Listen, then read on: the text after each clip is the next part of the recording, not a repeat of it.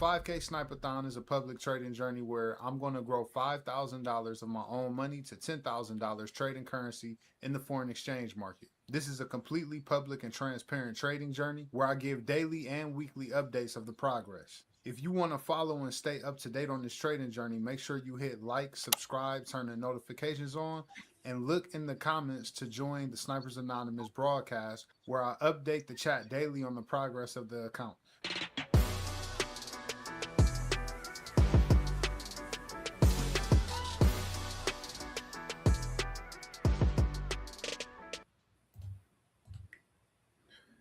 Shalom, family. Shalom. Welcome to the call. I'm grateful to have everybody here with me right now. I wanted to open up this call by asking everybody to drop in the chat what it is that in this moment right now, what are you grateful for? In this moment right now, what are you grateful for? Go ahead, drop it in the comments. If you're watching this live, if you're watching a recording, go ahead, drop your comments of what you're grateful for at the time that you see this video in the comments, and I'll respond to you.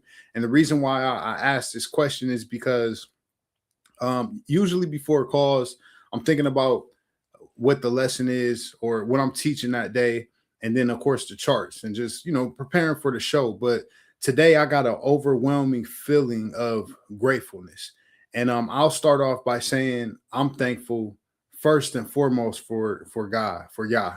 I'm extremely thankful for Yah. I'm thankful that I'm able to be in a warm place right now. It's kind of cold outside. I'm thankful that I'm able to talk to y'all right now, that the lights cut on. I'm thankful that we have electricity. I'm thankful that when I hit when I touch the faucet, I turn the faucet on, water is still flowing. And the reason why I'm grateful for this is because I'm aware of what's going on in the world. I'm aware of what's going on around us. And it's people in less fortunate situations, right? It's people who are living in war zones and have to continue on with their lives like normal. And I couldn't imagine what that would be like, right? I understand that life is not promised, that our days are numbered. And not only are our days numbered, but our days of convenience and being comfortable may be numbered as well, right? I don't know what the age range is for the people that's viewing this call, but me myself, I'm 36 years old, and I expect to live a lot longer, right? So I have some time to live. I have some time to be on this earth, which means I have a lot more to experience. And the earth is changing, the world is changing at a very rapid rate. And I don't know what the world is going to look like 5 years from now. I don't know what the world is going to look like 10 years from now. But I know today I'm grateful that Yah has put me in a position to be comfortable today, right? I thank Yah for every single day that I wake up, that we have running water, that we are able to nourish our bodies. And I think it's important for us to stay present in that mindset and be aware, because it's very easy to just go through life and think that you're going through life by yourself and you making everything happen for yourself, when there's a greater power to thank and to be thankful for. And he deserves all the praise, and he wants to praise. So I give it all to Yah. Khalil said, peace and blessings. What's going on? Yeah, so if it's anything that you're thankful for in this moment, just one thing, what is it what's the first thing that comes to your mind as far as what you're grateful for? Go ahead and drop that in the chat. And while you guys are doing that, I'll pull up the weekly update. And so let's get into week 10.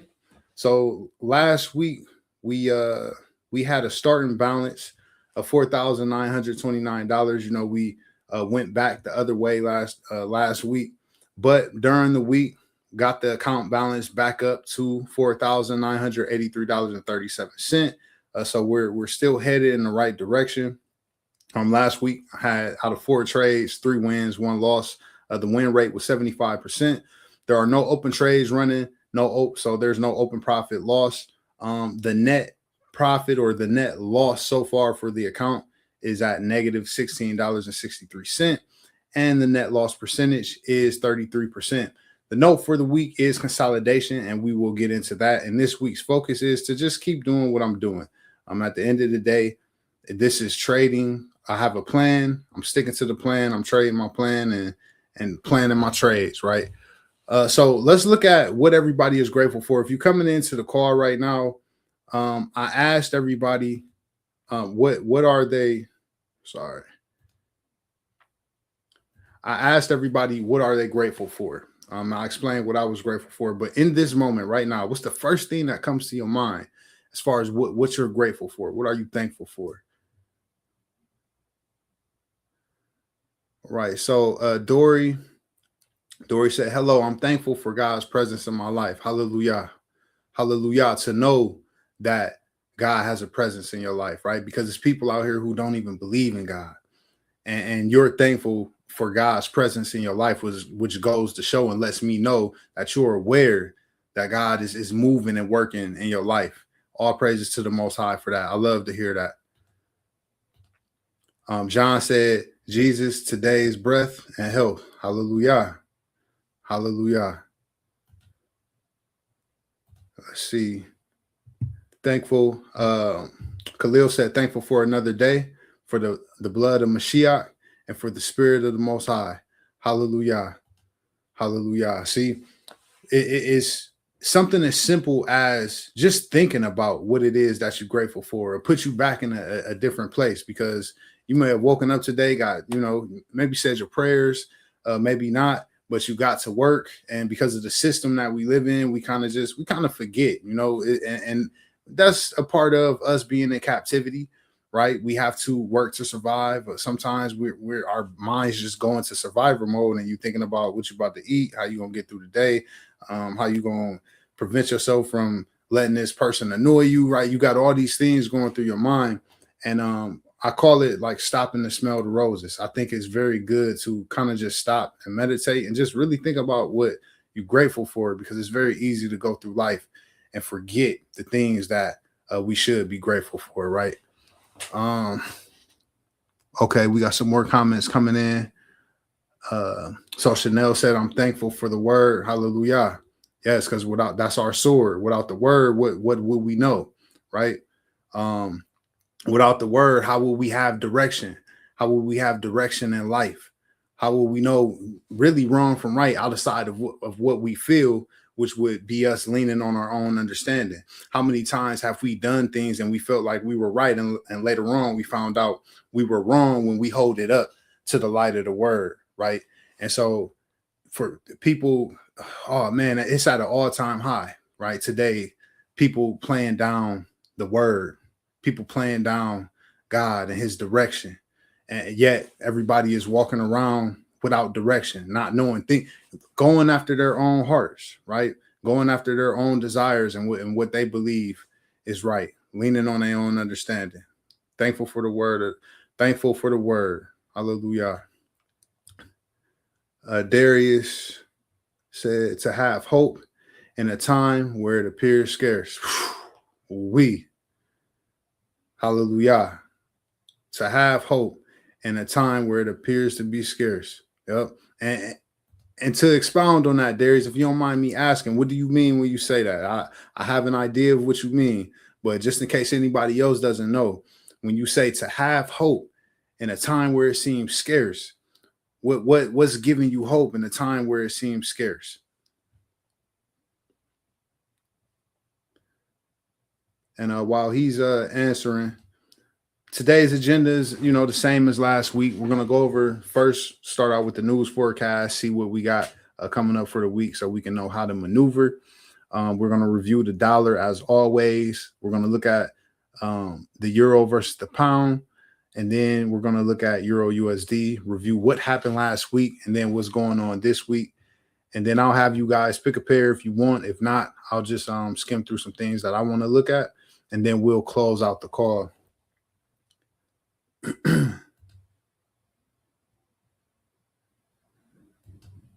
All right, so let's get into it.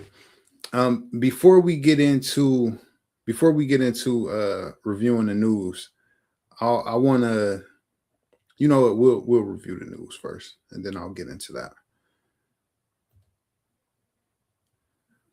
How was everybody's weekend? Anything eventful happened over the weekend?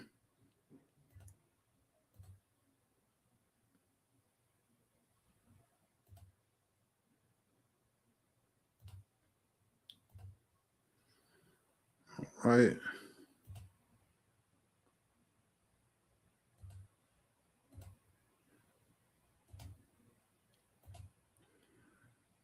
All right. What we got going on this week for news? Nothing today.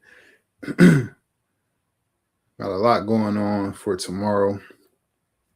Starting out in the morning during the London session at 2 a.m. We got employment change for the pound.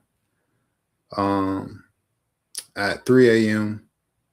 we have ECB. We have a meeting or the ECB, right, which is the Europe Central Bank. They're doing a speech. They're going to be talking about policy more than likely. That's going to be at 3 in the morning. So those are just words, right? And so just expect volatility. Then at 5 a.m. we got the economic sentiment index for the euro. So in between for the euro, in between 3 and 5, or at 3 and at 5 in the morning, be expecting volatility. If you're trading a pound at 2 in the morning, be expecting some volatility from that unemployment rate release. And then going into the New York session for the United States dollar, we got employment change at 8:15.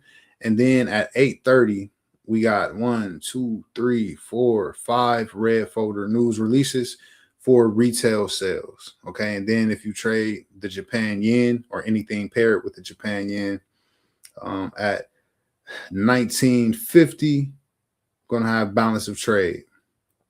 So that's going to be during the Asian session at night. Wednesday, only thing we got here is inflation, and that's going to be at 2 in the morning on Wednesday. Thursday, we got continued jobless claims, initial jobless claims, and more jobless claims, all at 8:30 for the United States dollar on Thursday. And then Friday, we have the pound coming in with 1, 2, 3, 4 red folder news releases at 2 in the morning for retail sales. And then for the euro at 4, we got the IFO business climate. And then we have Michigan consumer sentiment for the United States dollar at 10. And that's going to be at Friday or on Friday for anybody that likes to trade on Friday. Me personally, I like to be out of the market by then. But let's go ahead and head over to the DXY. Let's see what we got going on here. So to get back to what Darius meant, he said, God is constant. His word has yet to be made void. Facts. Government, financial systems, worldly idols have all been exposed to be unfulfilling. And a relationship with the Lord has given me hope. I can relate. Absolutely. Absolutely. Right. There's nothing else to lean on in this time. And so, like I said, I had an idea of what you meant. And that's good, man. All praises. And I'm glad that you're able, to be in that position. That's a blessing. All right, so for the weekend, Dory says she traveled to Kentucky for a funeral. Even under the circumstances, it was nice to see my family and get away for a little while. But Dory, I'm sorry for your loss, and I'm glad that you got to see family and something positive came out of that. I'll be praying for healing. All right, y'all.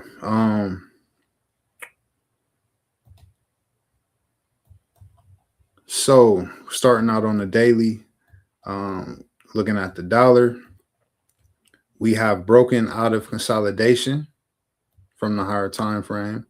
We've come down, and something very significant that happened last Friday was a market open gap fill that you really can't see, but this space, this blue bar that you see here, that gap was a market open gap from back on either, it was like March the 2nd. Well, we'll get the date down when we drop down to the lower time frame. But what I'm seeing right now for the dollar is temporary strength. All right. Not only am I seeing temporary strength, we're still eyeing this market open gap here, right? So this is what a market open gap looks like. And so we're still eyeing this market open gap and looking at it as a magnet. And so I'm looking for, right? I'm looking for, it's no guarantee, but I'm looking for this to act as a magnet this week and pull the dollar up, which would force EU down and, confirm my bias to sell. But let's go ahead and drop down to the lower time frame. Let's look at this market open gap over here that happened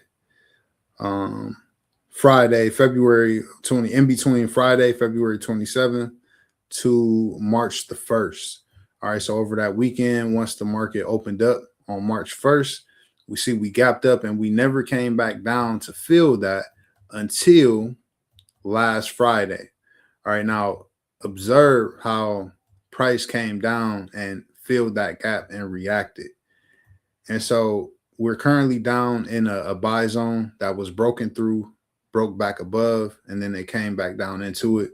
And so I'm hoping that this buy zone holds, that this level holds, that we stay above this level. Because if we drop below this buy zone that I have here and it breaks, then there's a possibility and more than likely that we're going to come even lower. All right. Drop down to the hour. Let's look at the structure. So we seen we came down, we took out this low, filled the market open gap, and really just got away from that zone, just took off very strongly. And with that type of momentum, we're first targeting, or I have my eyes on the bottom of consolidation at least, right? So I'm expecting the price to come back above this high, fill this imbalance here. Right? Got a lot of imbalance there, and at least tap the bottom of consolidation for this week. I'm not sure how that will happen, but this is what I'm eyeing. This is what I'm looking at. Now, this week, if this happens, if we do get up here this week, then I would be looking for price to stay above this level and start working our way back up to, this market open gap. The closer we get up into this zone, the more likely we are to be headed for this market open gap. And so that's what I'll be looking for this week, for price to creep up. And hopefully we retest the bottom of this consolidation. Now, with my bias being bullish on the dollar, that means that I have a bearish bias on EU. So let's look at euro versus the pound to see what the strength or the weakness is.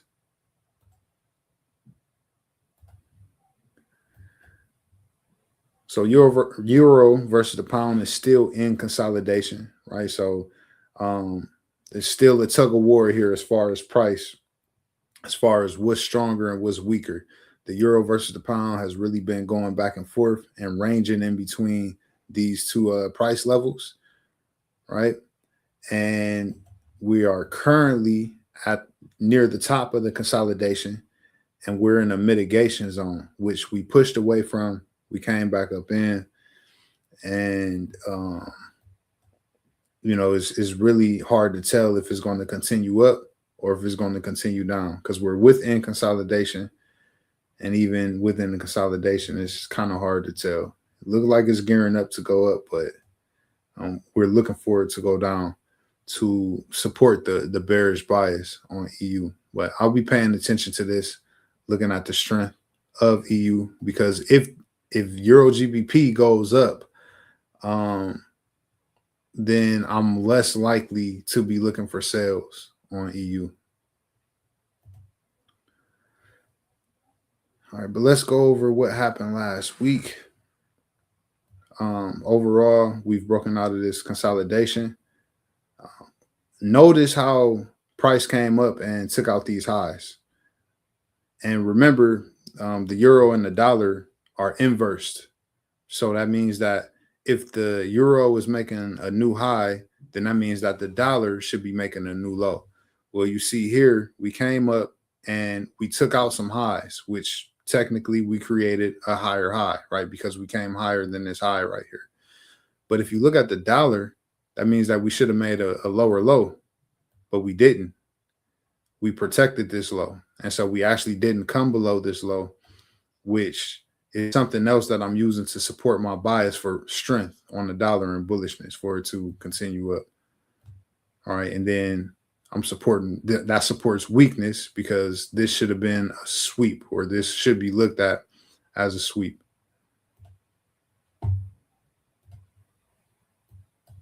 Drop down to the 4-hour. Let's look at our zones. This was, a couple weeks ago, we had these buy zones marked up, and I'm going to leave these here just in case we revisit them.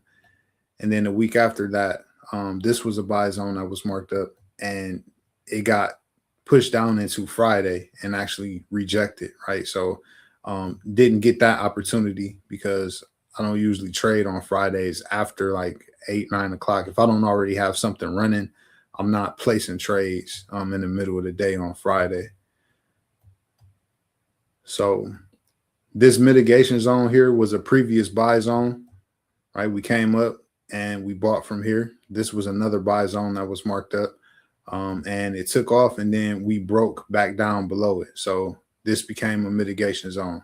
So this is also an area I'm looking at, that if price comes down, if price comes back down here, I'll be expecting some resistance. So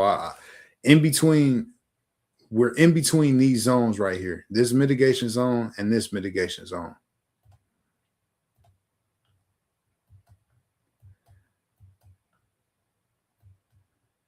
Now, yesterday when the market opened, I set sell limits, and I'll show this. I'll put this up now so you guys can see where the orders are and what's going on. So the first limit was around the first mitigation zone. All right, and you see that's in drawdown right now. So it's about -$7. And then we had a sell limit set right below the second mitigation zone, which I was expecting to sell from. It came up during the Sydney and just missed it. Like it didn't activate. So I'm not chasing that. If price pushes back up, then it'll activate, but I'm not about to chase that. So hopefully price goes back up and activates it. If it doesn't, I'll cancel it later. If we do come back above and we hit this sell limit, but say price pushes above this mitigation zone, our stop loss for the first order is right at this level here. And so that would be stopped out, but I have one more zone that I would like to sell from.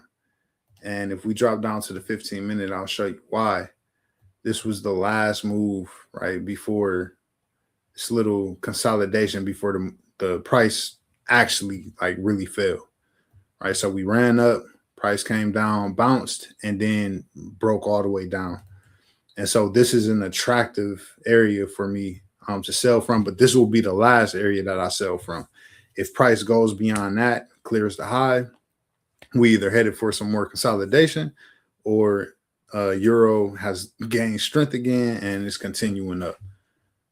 So that's what I have for euro. Sell limit up here. I'm currently in a sell position, expecting it to come back down, but we're bouncing in between these zones. So if price comes down to this mitigation zone, I am expecting a buy. So anybody who is bullish, right? Because I'm bearish right now, but you may be bullish. You may be looking for buys. Neither one of us may be wrong. Neither one of us might be right, but it all depends on what you're looking at and when you want to take the trade. I do believe a buy opportunity will happen here, right? A short one. Let me see. See the opportunity. So let's say we take a buy from right here. The range in between these two zones are about 25 pips. So 25 pips to, and even if it continues up, like I said, that's even more of a range, but I am expecting a reaction from here. And hopefully we get a break below and a continuation down. All right, but that's what I got for EU. Does anybody have any questions on anything that we just went over for EU? If so, feel free to drop it in the chat and I'll answer. What's going on, Kashif? Welcome to the call, man. Good to see you. All right, while I'm waiting on questions to come in, something that I wanted to go over is the equity curve of the SnipeAthon account. We actually about to do a lesson, and I want to go over market structure, looking at the equity curve of the SnipeAthon account, and I want everybody to let me know what phase of the market that the equity curve is in. All right, and I'll explain. So let me remove this.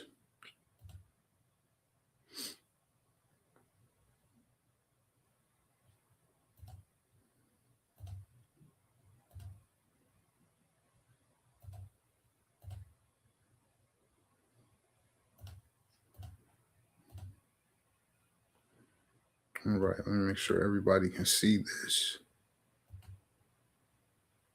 All right, everybody can see.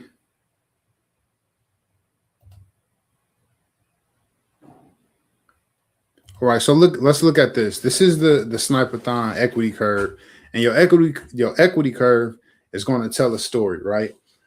So this is the beginning of the SnipeAthon journey, right? So week 1, and as you all remember, started off losing and went on a losing streak. I believe it was like 8 trades, right? So started out the journey on a losing streak, lying straight down. We got the second week, lost again, right? Had another losing week right after that. And then after that, week 3, we started to recover. All right. And then so on and so forth. We made a high, we made a higher low, we made a higher high, higher low, higher high. And then right when we broke above 5,000 again, start going back down, right? And so we made a low, a lower high, we've made a lower low, and we've made a lower high. So based on what you guys see and what you know about market structure, what phase of the market is the SnipeAthon account in? What phase is this journey in right now? Are we uptrending? Are we downtrending? Or are we in consolidation? What would you call this? Go ahead, drop your answer in the chat. What would you call this? Is this an uptrend? Is this a downtrend? Or is this consolidation?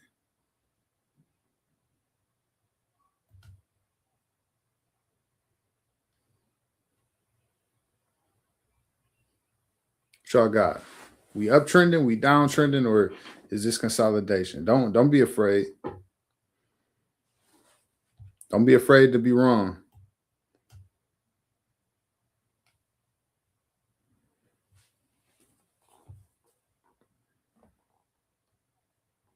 All right, we got consolidation. John says consolidation. Anybody else?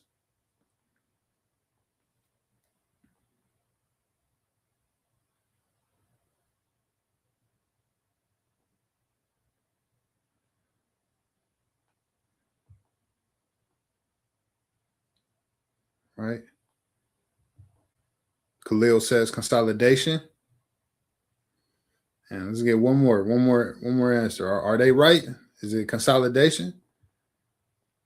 Darius said it looks like it was uptrending and it is currently rallying for a continuation upwards. It looks that way. It does. It looks that way. That was a deep pullback there. Dory said, I'm guesstimating. I say consolidation. We haven't broke past the previous high or low. And then Chanel said consolidation. So I'll give you guys my answer. What I believe is going on.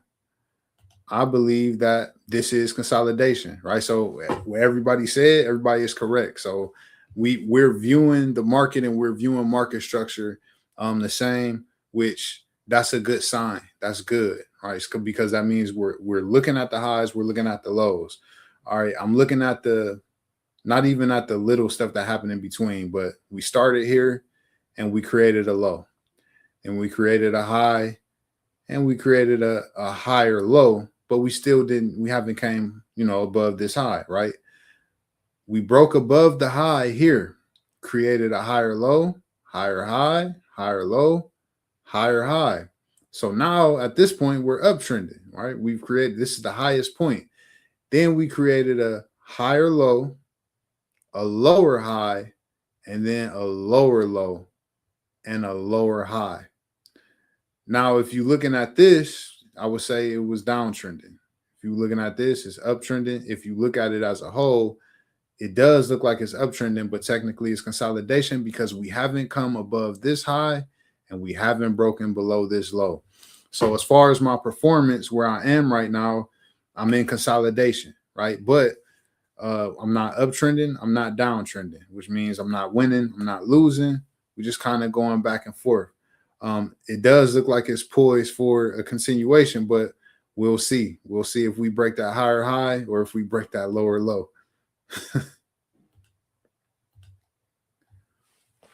Yep. But let's go ahead and get into some more pairs. We'll look at just because I know somebody wants to look at US 30. We don't go over gold. And if it's anything y'all want me to look at, just let me know. We got some time. We got about 20 minutes. It's 9:40 right now. So if it's anything you want me to look at, go ahead and drop that in the chat.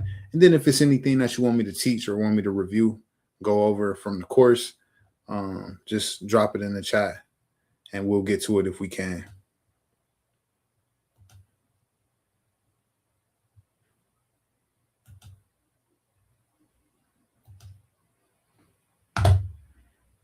Okay.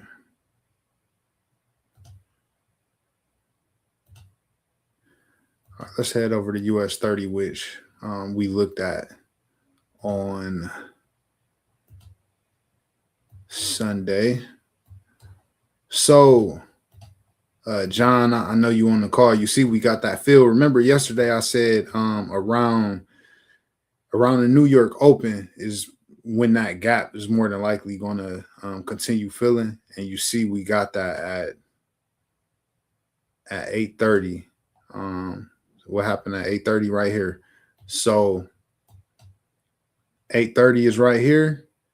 And you see it started to expand and it went ahead and filled the rest of that gap. So that was an opportunity right there.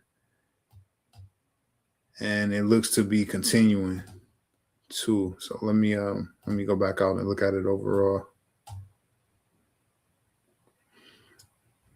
Yeah, I would say that's looking like it's about to continue beyond the last high. Look like it's poised to expand again, to expand some more.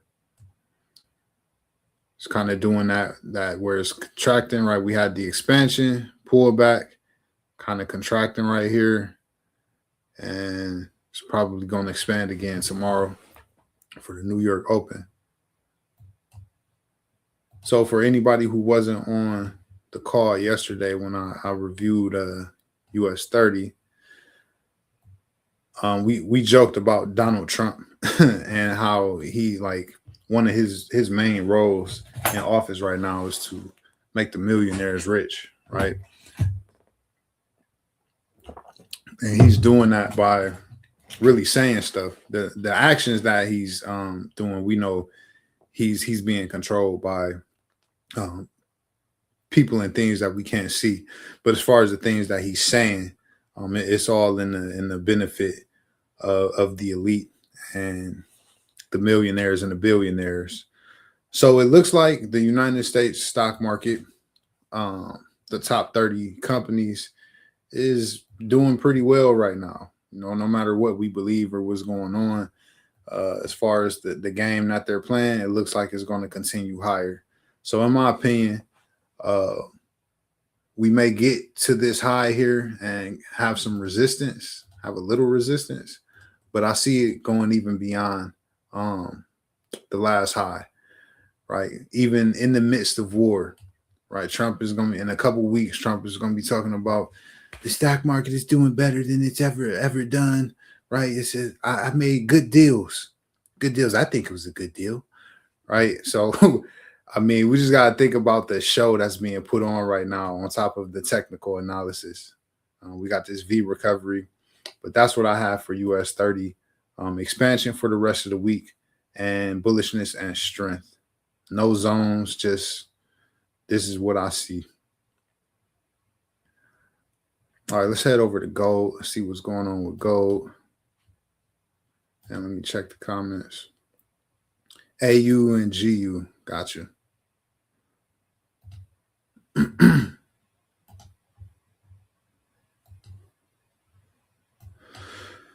All right, so with gold showing a little bit of weakness, we had this strong bearish move here, bearish flag, bearish move down, right, or a bullish flag, bearish move down, and then we're forming another bullish flag right here, and so I see it doing the same thing, but maybe not coming below this low. And so that's why I have this buy zone right here for gold, because I do see it dropping out of this channel again, but I see a buying opportunity here and I see a selling opportunity here, because that's the top of it. Not only is it the top of the channel, we got some structure when we drop down to the lower time frame. Y'all see that? And that happens to be at the top of the channel. And so more than likely, if it comes back up here, it's going to be a reaction. Gold had a market open gap as well, and that was a nice opportunity there. Market opened up, market opened up, gap filled, and then we got the reaction, and I was selling off right now. And so if we drop down to the lower time frame, 15 minutes, we'll see that we crept up, and once it filled that gap, as soon as it filled the gap, it went the other way.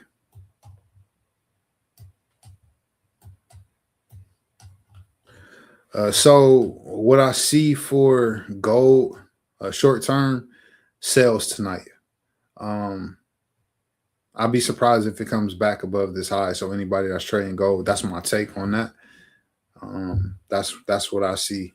I see weakness right now, temporary weakness, and possibly heading back down to the bottom of this channel.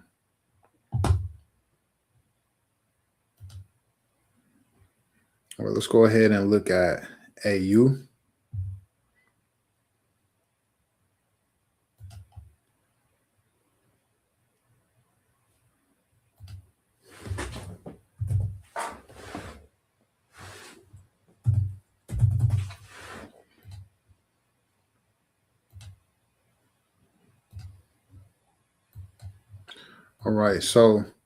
All right, I'm glad I left this marked up. So this is what I seen AU doing, and that is not what it did. Instead of coming back down for the buy, I did see it continuing up, but it just continued up. And we had the market open gap here. The market open gap is filling. Now remember, for the dollar, because this is paired against the dollar, I am bullish on the dollar. And so, no, but AU is looking really strong even against the dollar.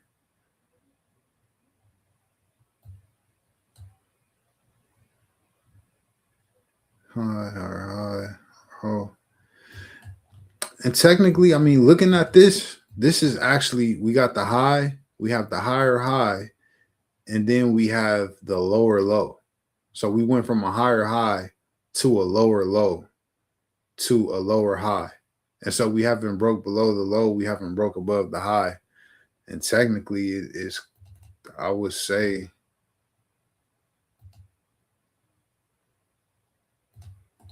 it's the consolidation zone here,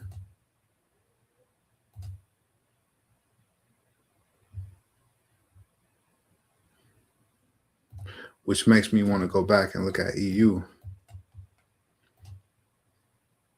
But let's finish marking this up and looking at this. All right, so we filled the gap within the consolidation zone. You know what? You know what, Dory? This is why I'm gonna keep this simple because I can't see anything because I can't tell if it's gonna buy or sell, and it's not like the same as EU because this has actually made a higher high, and I'm seeing bullishness from the higher time frame. So it's not moving the same as EU, even though it's paired up against the dollar. And so I can't treat this the same. And so what I'll say, and let's delete this here. I'm gonna leave these buy zones here, and let's drag that area consolidation over to see. So price came back down into that area consolidation and reacted off of it. Um, delete this. This is the zone that is currently in between right now where I wouldn't do anything. Me personally, I wouldn't do anything until price either went above this high or went below this low. Because this look crazy, right? That market open gap and just the way it looks is very hard to tell which direction this is going. And anytime you find yourself in a situation where you just don't see anything, you don't see any setups, there's nothing to do but to either wait or go look at another pair if you have another pair that you trade. But this is what I got for AU. That's simple. Either break above this high or break below this low. All right, now let's look at, and let me go back and look at EU really quick. I just want to double check something.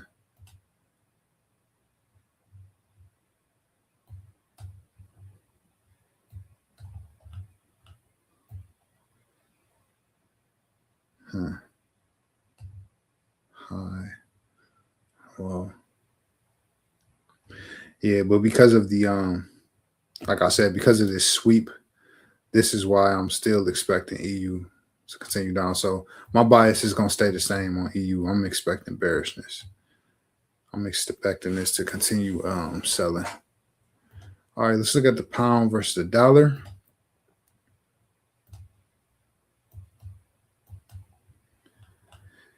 So the pound versus the dollar has been in an ascending channel since November 17th of 2022 on the higher time frame.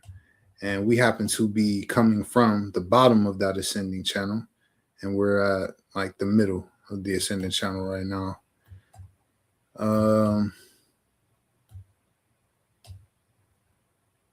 But again, even we swept a high here. This is a lot of bullishness.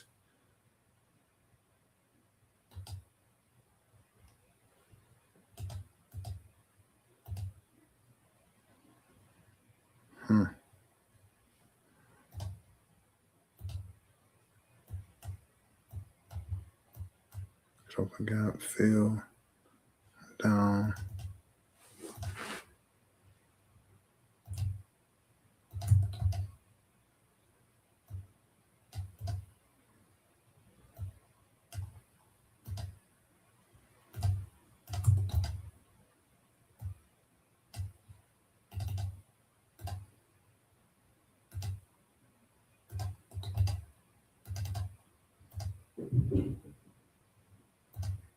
How much?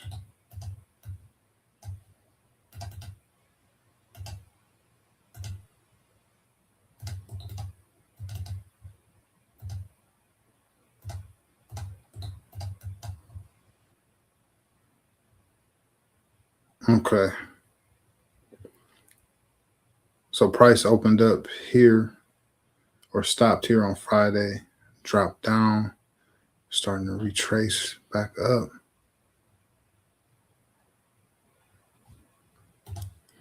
So we working in between this zone here, this low here. All right, so because again, just like looking at AU, I can't analyze GU the same as I would analyze EU. And so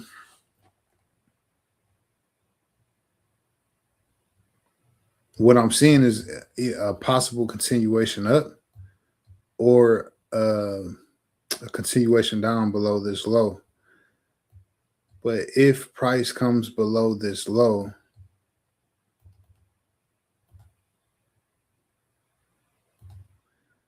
I believe this is a sensitive buy area. So I'm going to say first buy area here. And that's because this is an old market gap or an old market open gap. And those areas tend to be like sensitive. And then the second one would be towards the bottom of the channel. And then we have an institutional candle here and some imbalance to fill here. And so we got liquidity resting below these lows, imbalance, and then we also have a buy zone. So either half of this imbalance or this buy zone, and then we have a buy zone here. If it continues up, or when I see it selling from again, more than likely, this level right here is where you would get a rejection from and an opportunity to sell. So if I was buying or I was in a buy position, of course, I would be taking profits at the first high or depending on the amount of pips I'm going for. But structure-wise, if I'm taking profits by structure, first high, and then this would be the second take profit because this is where I would be expecting price to reject from. So we got a level of resistance at 1.36853. And then the low at 1.34815. If we drop below that, we have a reaction zone here. But if it goes any lower, then these will be my last attempts at buying, right, in this area because it's at the bottom of the channel. We got structure here. We got liquidity. And if they wanted to do a sweep, right, it would be below these lows.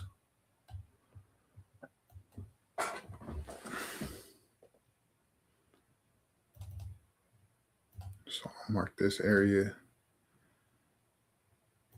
sell zone.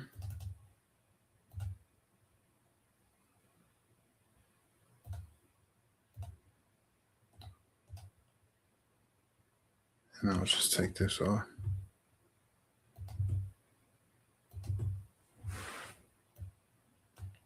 Yeah, so that's what I got for GU. So I'll say we see any structure. Yeah, yep.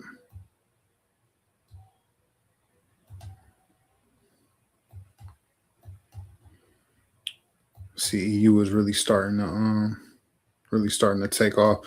Y'all see how is support here on this side had that high and then the support here. This was an old mitigation zone. We broke back above it. More than likely, because this is right at the beginning of where this market open gap happened, at the top of this market open gap, more than likely is going to be a rejection from here with prices headed down there. And I could be in profit right now, but this happens. This happens a lot where you set a limit. It comes within fractions of a pip and then it'll take off. And I remember I used to chase trades like that because I felt like I missed out. But as y'all can see, there's opportunities in the market all the time. Like I recommend not chasing. If your order didn't get filled, hey, just let it play out and catch the next setup. As long as we have Wi-Fi, which I'm grateful for, as long as we have electric, as long as humans are still here, things are still rolling, opportunities are going to present themselves in the market.